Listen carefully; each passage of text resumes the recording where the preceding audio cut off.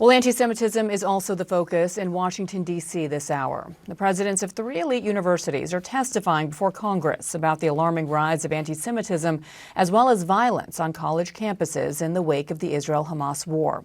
Incidents at Harvard, MIT, and the University of Pennsylvania have made headlines in recent weeks.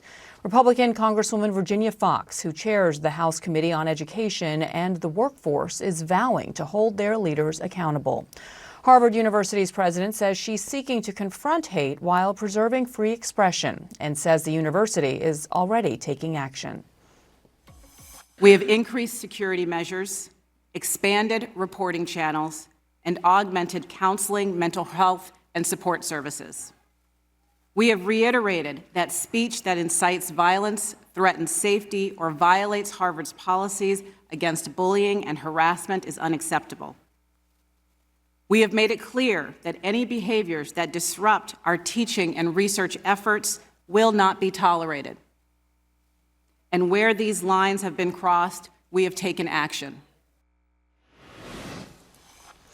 Time now for the exchange, and let's discuss this issue further. Jonathan Greenblatt is the CEO and National Director of the Anti-Defamation League and joins us live from New York. Jonathan, thank you so much for joining us. So we hear from these university heads that they're all taking action, that they're addressing this seriously.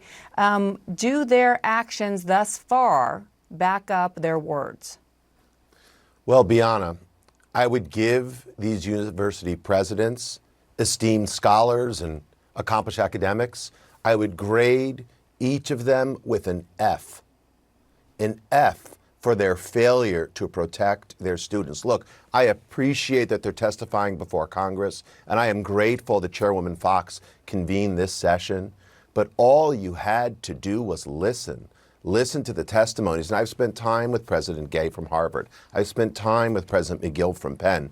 But I must tell you, it is long overdue for these presidents not to sort of make speeches, not to offer empty dictums, but to actually enforce their own codes of conduct. Your lead-in segment, Bianna, about what's happening in Italy, you could have done that story about Germany, about France, about America. And by the way, sorry, as I was saying about America, because here in this country, we've seen a tsunami of anti-Semitism, a hurricane of hate, and the eye of the storm are these elite universities.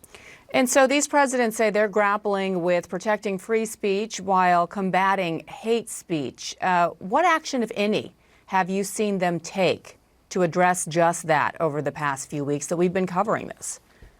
Yeah, I wish what you were asking me was a real question, not a hypothetical, Bianna, or a rhetorical question, because they've done nothing. And I think we just need to recognize that these universities, and I'm the graduate of one, I have 2 college-age children myself, but they're not committed to free speech, they're committed to favored speech. And in a favored speech environment, it's some things go, but other things don't. And what we've seen is that calls to violence against Jews, chants about genocide that happened in Philadelphia over the weekend, that are happening all over the country, those are okay.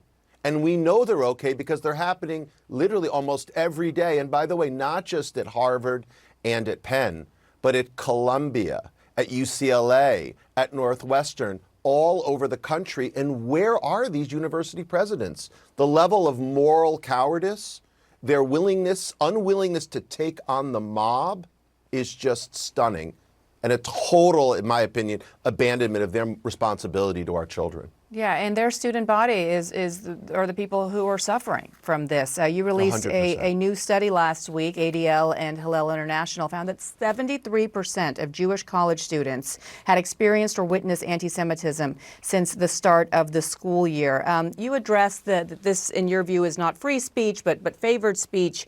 One donor, former Penn donor, who said that he will not now be continuing to give donations to the school, Mark Rowan, has pointed to the University of Chicago as an institution that has handled this well and has moved to a place of neutrality. Are there schools that these university heads, if they're really interested in changing their approach, can turn to use as better models? Great question. So look, there are university presidents who've shown courage, like Ben Sasse at University of Florida, stepped up and spoke out immediately And there are presidents who've taken action. President Ron Leibowitz at Brandeis, they dechartered one group, Students for Justice in Palestine. That's the main driver of hate on these campuses. I mean, so between Brandeis and UF, you've got some models, but the plan is simple. Number one, adopt a standard definition of anti-Semitism, the IRA definition. And then number two, enforce your own codes of conduct. Suspend students who bully and intimidate and threaten their peers. Number two, it's simple. Eject the students who are serial offenders, like those from Students for Justice in Palestine. And number three, rework your DEI programs. As you were just saying, can you imagine a world in which 73%, 3/4 of Jewish students have directly experienced or seen anti-Semitism? This is a national outrage.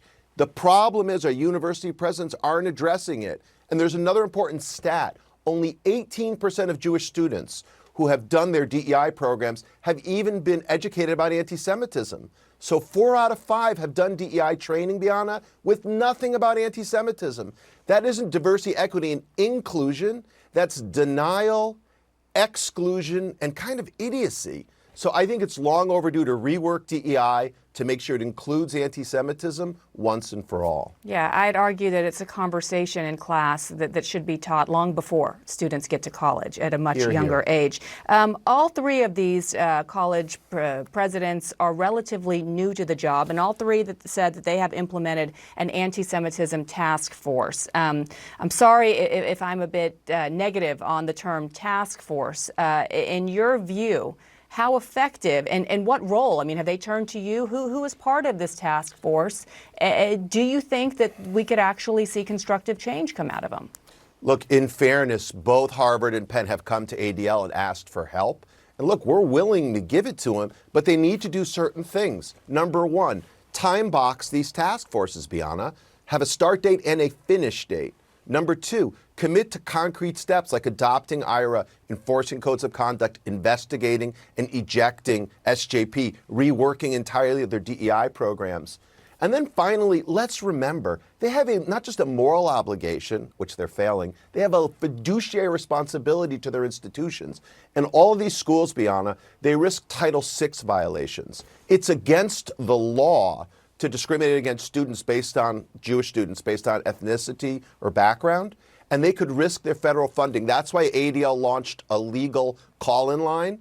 We've had over 260 cases submitted to us in 3 weeks, and we've trained up 150 lawyers. I have to tell you, I love the task force. Good for you. But we will hold them accountable, and we'll use the full force of the law to do it. All right, Jonathan, you'll keep covering this for us. Thank you. We appreciate your time.